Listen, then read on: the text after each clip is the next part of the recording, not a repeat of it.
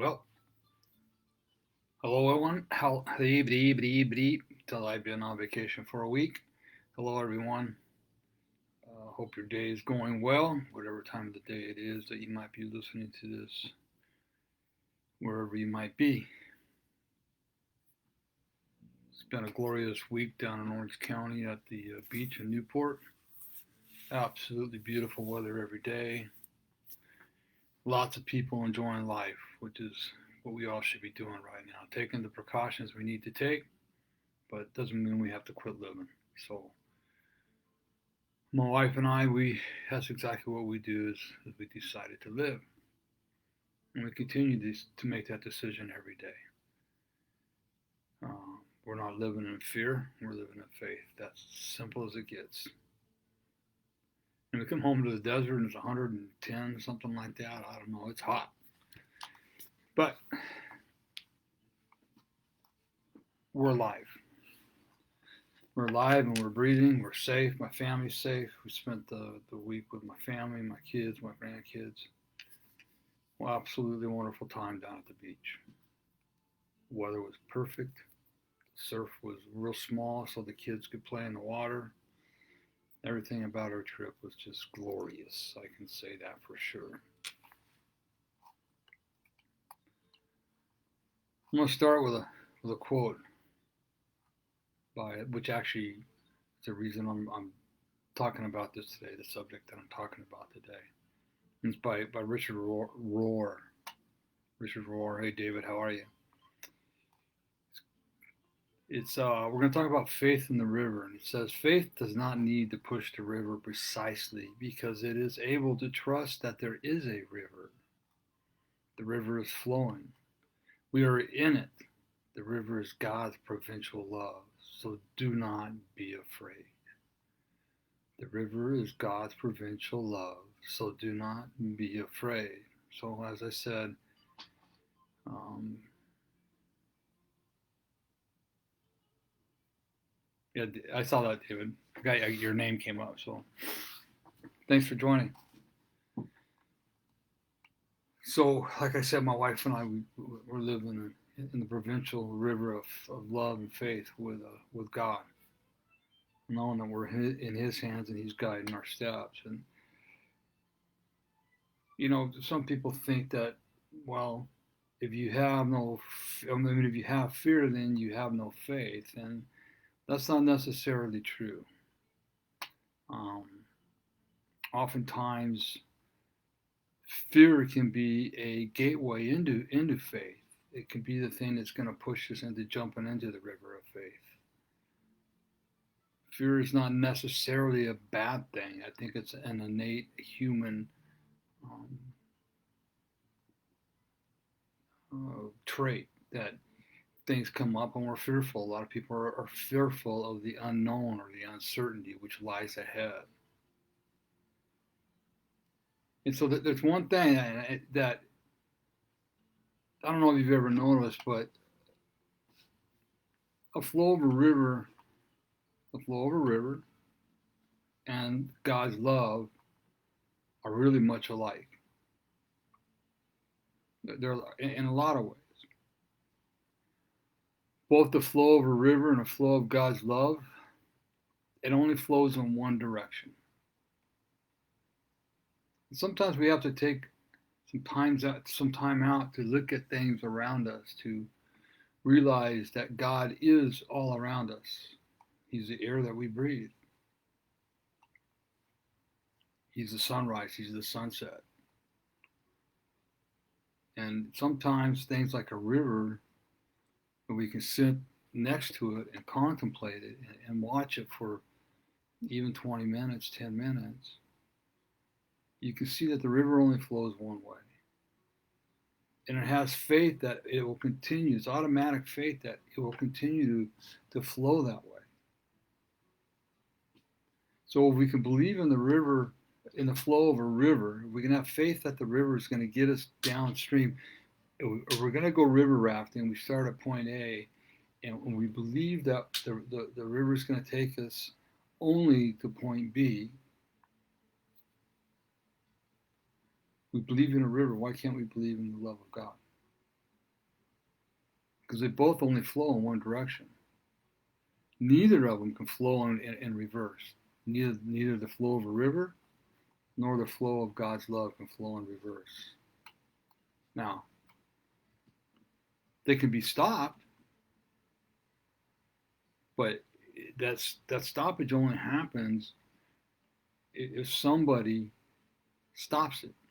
If somebody dams up the river, then the flow of the river will be stopped, at least temporarily.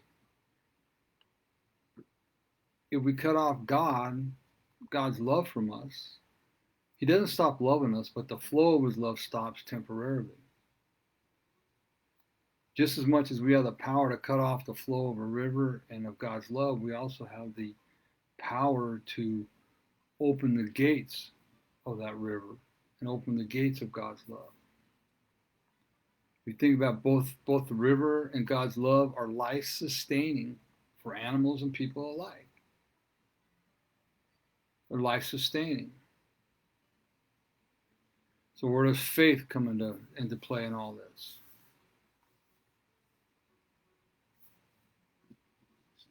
Gleaning off of Richard's Rohr statement ahead and just modifying a little bit, faith does not need to push the river because it knows it is a powerful flowing river. Faith is intrinsically instilled in the river. It's intrinsically instilled in the river. These are all metaphors. I guess it could be like a parable. Think about this. The river never judges itself on how high, low, slow, or fast the water flows. It just is. One of my therapists, she taught me this lesson. She goes, Randy, why does everything have to be good or bad? Why does it have to be slow or fast? Why does it have to be high or low? Why can't it just be? And that came from a time when I was doing a lot of contemplation, and my life at one time was a lot of highs and a lot of lows. And people would ask me oftentimes if I didn't have that high attitude, being real happy and outgoing. If I was in a place of contemplation, what's wrong, Randy? Nothing. Why? Well, you just seem like something's off. No, I'm good. So why can't we just be? It is what it is. I'm not good. I'm not bad. I just am. So faith does not need to push the river because it knows it is powerful flowing river. Faith is intrinsically instilled in the river. The river never judges itself on how high, low, slow, or fast the water flows. It's just what it is. The creation of God being exactly as God wants it to be. It doesn't fight the moment. It doesn't fight where it's at. Like us human beings, we tend to get in this place to where we just can't be in the moment. Some days our life flows and everything about us flows really well. And then other times we get stuck. We're in an area of bad rapids, rough seas, whatever you want to call it. The boat's being rocked. Everything's kind of crazy. Well, if you think about a river flows and it goes through some severely rough stages. It might fall down or crash down a huge waterfall. How many waterfalls have I crashed through in my life? But then inevitably, all that leads to a big plateau of serenity in the river where it's just calm and peaceful. You can see the wildlife coming down to the water to drink the water. Everything about it is calm and serene. It's just like life. So we have to have faith like the river, even in the rough times, so that we can enjoy the times ahead of peace and serenity. We have to have joy in life when things seem out of control, because that way we can really enjoy and appreciate the times of peace and serenity. The one thing that God didn't promise us in the Bible is that our life would be calm and serene, that everything would be peachy keen. God never promised us that. If you go out through the Bible, there's countless stories: Joseph, Job, King David, Moses. Their lives were full of turmoil, but they persevered through it with the faith of God.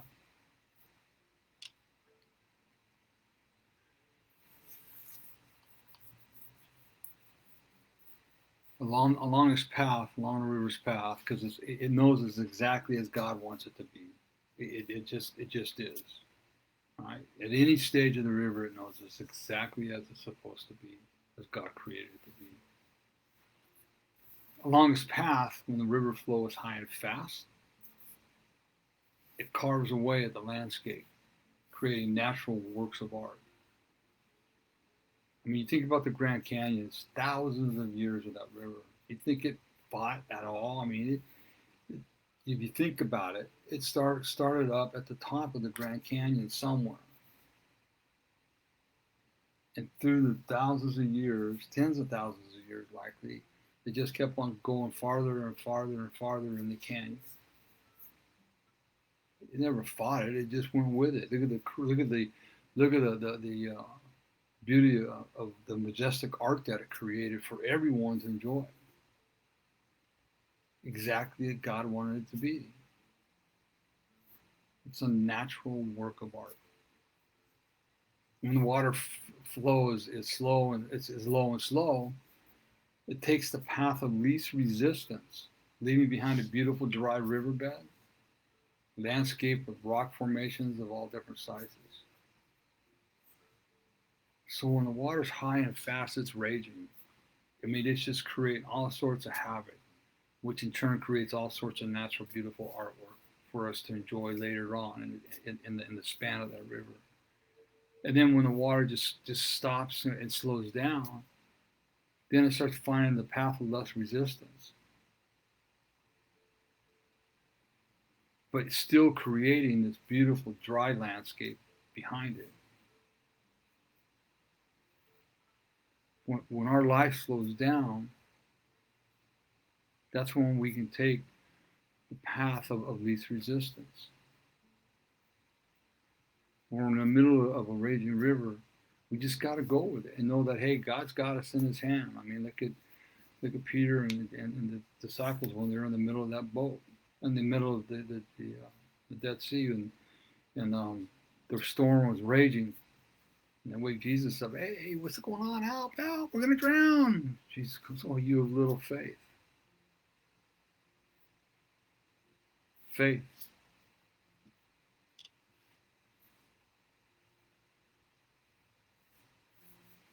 We have to look also that when the water is low and slow, it allows new saplings, new life to sprout and grow,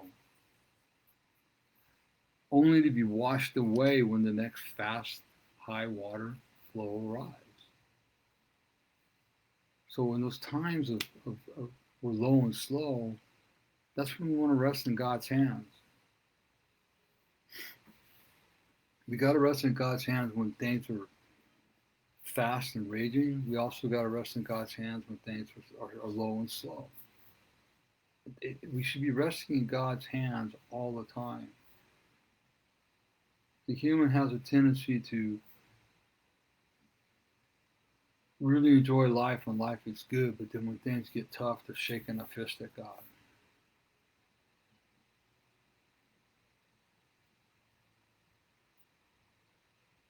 Why? We just need to learn how to be with God at all times. Well, here we go. Now I'm down for a fast and rough ride for a little while. I just got to have faith in God and just follow it and don't fight it. Remember, I always talk about we have to come to a place of acceptance. So if we're not accepting the turmoil in our lives, then what are we doing? We're fighting it. And we're fighting it. Why? Because we want to control it. We don't like the turbulent times in our life. We want everything to be nice. I mean, it's true. I mean, who wouldn't? Why do we like the turbulent times? I mean, it can be painful. Those are the times we need to really have our heart and our mind open to learn. What is God trying to show me during this time? And the longer we fight it, the longer we're going to be stuck in it. Where we just surrender and say, okay, God, I accept where I'm at right now. I can't change it. I'll just do what I have to do on a daily basis to keep moving forward.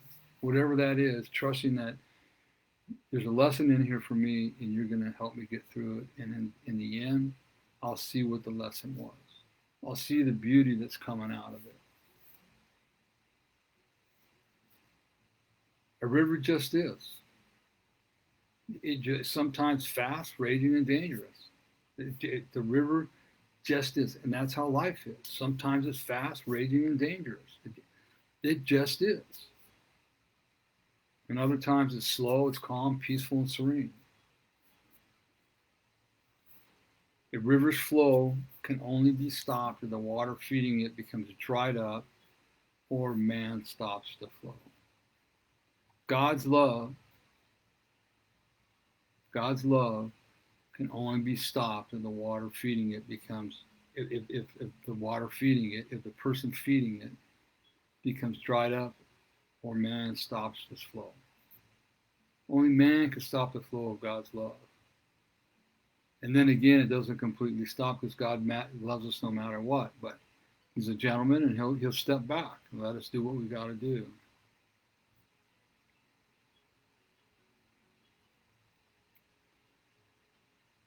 It is what it is and perfectly content with being so.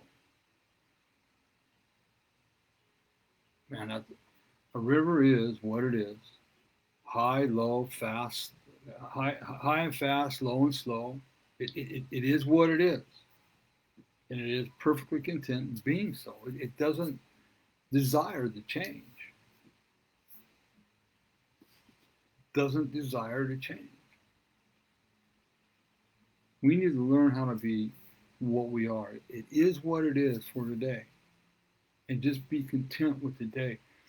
I learned early on that I was so discontent in life because of everything that happened to me and the victimhood I was living in back before I got sober. That as much as I love sunrises and sunsets, I found out I was really missing them. And it was pointed out to me one night when I was going to the Betty Ford Center, headed west on Country Club here in the Coachella Valley, and sunset was absolutely gorgeous. And I asked my wife, I go, have the sunsets always been that pretty? And she goes, yeah, you've just been missing them all. It really, really, really then, that's when it hit me, is that I've been seeing stuff, but I've been missing it. I could view it, but I wasn't seeing the beauty in it because I was so discontent in my life.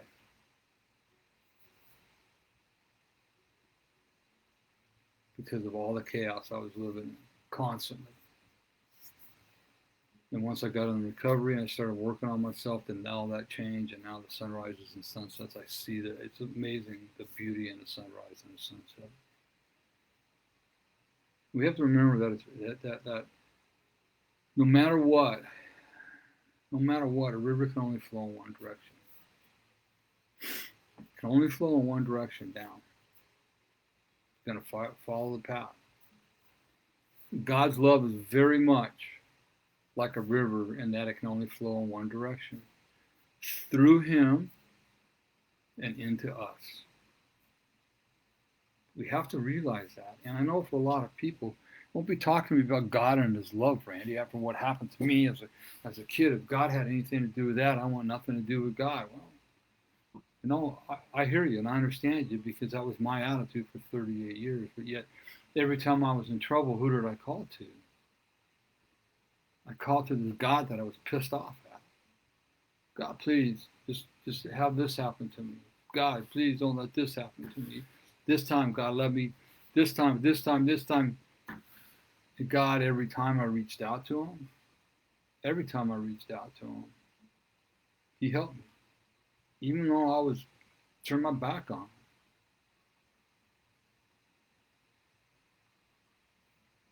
So his love won't stop flowing. We can turn it off. If we turn our back on God and we cut off the flow of his love through us. That's it. It's the only way God's love will stop. Just like a river, the only way the river's flow will stop is if it's cut off by some man-made. Look at the Hoover Dam or the Parker Dam or these dams along the Colorado River, and behind them is Lake Havasu and Lake Mead, and then there's Lake Mojave. You've got these huge dams, and what are they stopping? They're stopping the flow of the Colorado River to create a huge body of water. But yet, at the very bottom of those dams, that water is being released so the river can continue. So the water stopped temporarily, only to be let out to let the flow of the river continue. It's not called the Colorado River on top and some other river at the bottom. It's called the Colorado River. Being interrupted by these, I think it's Davis Dam, there's Hoover Dam, and there's Parker Dam. They're huge, lots of water. That's the only way that the river water current can be stopped. Believe me when I tell you that I've turned my back on God, believing that I was not worthy of his love. Everything that I've been through, everything that I've done, the people I hurt, my wife, my kids, I did not believe I was worthy of his love. We have to understand that God's a gentleman, and much like the river, he does not fight the current. Okay? He's not going to fight the current. That's not who he is. The current of his love is always there. Always there. And I will tell you that the day I decided to get sober, it wasn't some condemning God that I thought it would be like I was told it would be when I was a kid. It wasn't no harsh words. It wasn't nothing stupid. God literally was a divine intervention. He said this very softly in my ear. He called out my name. He says, Randy, your get out of jail free cards are used up. He knew exactly what to say at the right time. And I knew what he meant when he said your get out of jail free cards are used up. That's a gentleman. I was told, I was warned, you need help, and you're on your own. Because if you don't stop this, you're going to end up in a lot of trouble. So he came to me. He gave me a warning. And I've talked to countless people about that warning before. And everyone that I've talked to says, yeah, I heard that voice, and I went ahead and did it. I went ahead and did it anyways, and I paid the consequences. So the difference is, well, it's not even a difference, because when you look at the rivers, the flow of the river is always there. It just might be blocked for a little bit, but it's still flowing at the bottom of the dams. And the river never really stops flowing, even when it hits its destination, which might be an ocean. The river keeps flowing as long as there's water feeding it. So the current of God's love is always there. Always there. As it is said in Hebrews 13:5, I will never leave you nor forsake you. You know, and what I can say is that as much as I felt that God had abandoned me through all the abuse I went through, being physically beat almost to death, emotionally beat down, sexually abused, spiritually abused, as much as I thought that God had abandoned me, he was always with me. Well, how so, Randy? How could he always be with you? I'm alive speaking to you today. He had a plan for me. God didn't do it to me. I want you to understand that. God did not do it. God had a plan for me. And today I'm fulfilling that plan. He was there in those rooms keeping me safe. Even though I had turned my back on him. Even though I turned my back on him every time I reached out while I was living in lives of sin, he was always there for me. And I do mean always. The Bible says he'll never leave or forsake you. And he never did. Never. Right there in Hebrews 13:5. I will never leave you nor forsake you. His love is always there. See, you got to understand something too, that God's love cannot be earned. We can't earn God's love. He just loves us. It doesn't matter what our past looks like. It doesn't. He doesn't care about our past. He just cares about today and moving forward. There's nothing we can do as humans to increase our lesson, to increase or lessen God's love for us. Proverbs 8:17 says, I love those who love me, and those who seek me diligently find me. It really is that simple. It really is that simple. All you have to do is look, and he's there. And sometimes it doesn't feel like he is, but he's there, and he's always listening. And in time, he'll reveal himself to you. The primary difference between the flow of the river and God's love is faith. You know, I said that the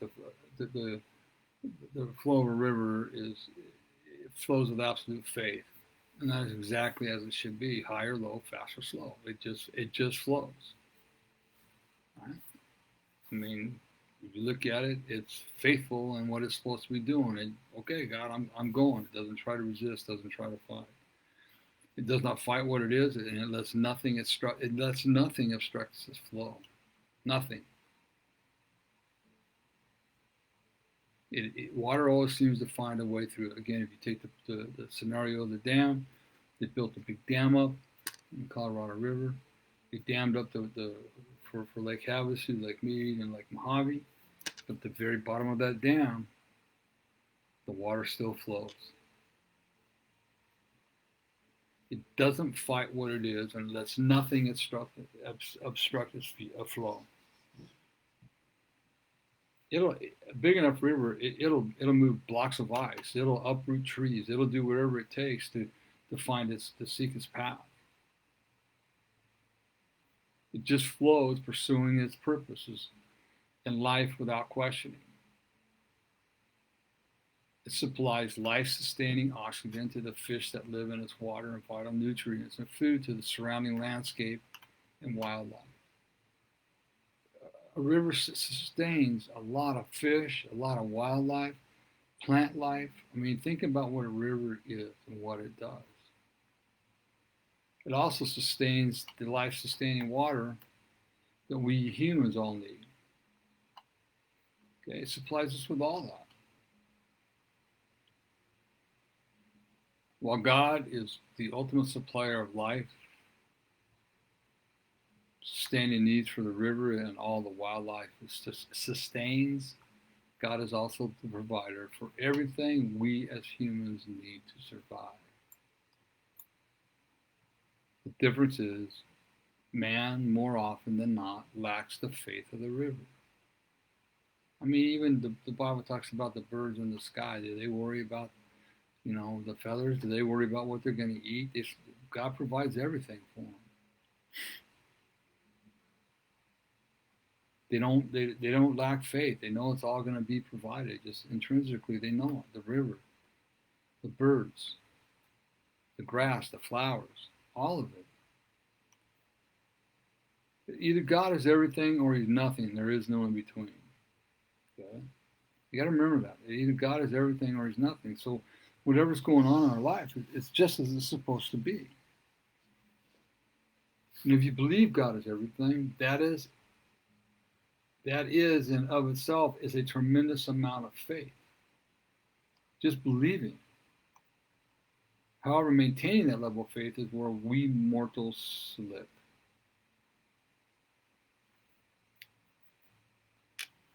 It seems like it's real easy to maintain a high level of faith when life is falling into place as we feel it should. So when things are going right the way we think it should, when our jobs, our home, our family, finances are in order, Nothing can upset or interfere with our faith. These are the times that we are susceptible to becoming complacent in our recovery walk or with God. And by doing so, one can forget how they achieve that level of success.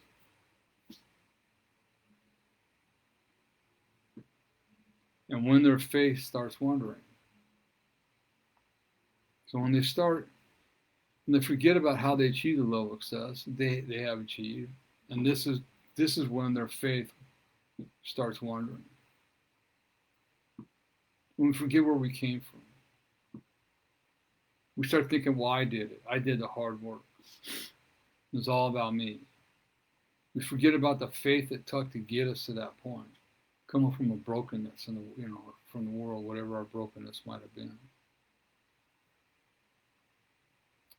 Unlike a river that doesn't let any obstacle cause it to waver from its faith that everything is just as it is, we start questioning faith. And things start going south. Why is my family struggling? Why is my job on the line? Why am I losing my house? Why?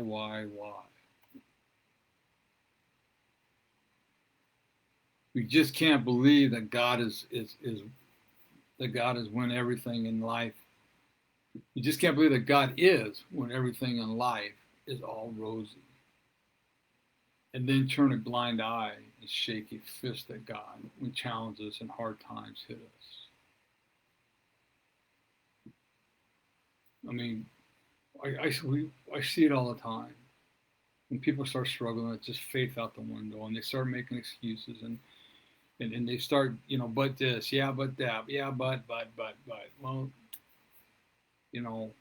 why are you falling apart? Where's your walk with God? Most of them are shaking a fist at God, so they can't tell you where their walk with God is at. Simply, we need to be like a river and maintain our faith through times of abundance and times of drought. We need to maintain our faith through times of abundance and times of drought. When I personally started losing faith, I'll simply look in the rear view mirror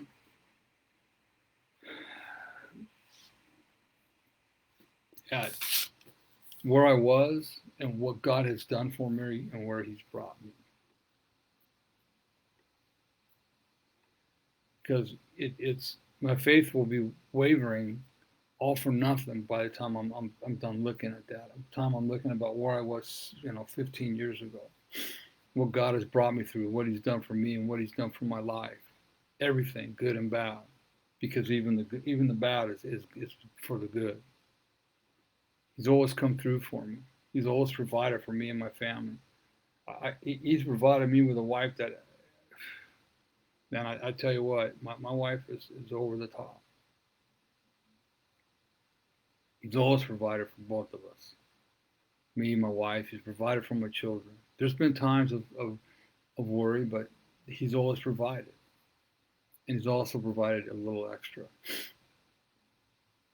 If your faith is wavering, maybe it's time to go visit a river. Have it teach you how to just be. Remember that God is everything or God is nothing. You can't have it both ways. And through Him, all things are made. Without Him, nothing was made that has been made. John 1:3. Just go sit next to a river. Give yourself a half hour or a stream or whatever it might be, and just contemplate all these things. The river can carry away your worries just like God's love can carry away your worries. As you sit along the edge of the river and you maybe you're thinking about stuff that's causing a little bit of worry in you and anxiety. Just watch the river go by, and as that thought of fear or anxiety comes by, then just name it, give it a name, and then see a boat passing by in front of you, and throw it on that boat and name that boat whatever your your fear or anxiety is. You just watch the river or the stream carry it away.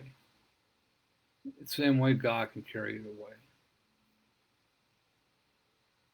So I hope this helps a little bit with your fear and anxiety, because right now there is a lot of fear and anxiety alive in the world. I understand it. It's real, but the fear can be extinguished with faith. Just dive in the river and cool off a little bit. It definitely will help. Fear is real. Fear can be said as face everything and recover. Face everything and recover. So in order to do that, you got to have faith. When we talk about anxiety, anxiety can be real, but anxiety can also be brought on by things that we've overcommitted to. Self-induced anxiety, they call it. So just remember that there's one person that you can always count on, and that's God. God and His love. Just like a river, you can't stop a river from flowing. You can't stop God's love from flowing. Hey everybody, check out my website, courageoushealers.org, and see what's going on there. If you would like, we could use all the help we can get financially. Just click on the Donate Now button, and you can donate 5, 10, 15, 20, 30, whatever amount you can donate. We'd appreciate. You can do it a one-time donation, or you can set yourself up to be on a monthly donation. We really appreciate any help that you could give us. Get my books, Healing the Wounded Child Within. On Amazon, it's available in paperback, Kindle, Audible, as well as my devotion, 30-day devotion to wholeness, and my workbook, 7-day challenge. You can get all those on Facebook. I will see you next Monday. Everybody have a super blessed week. If nobody tells you they love you today, Randy does. See you next week. Be blessed. Bye-bye.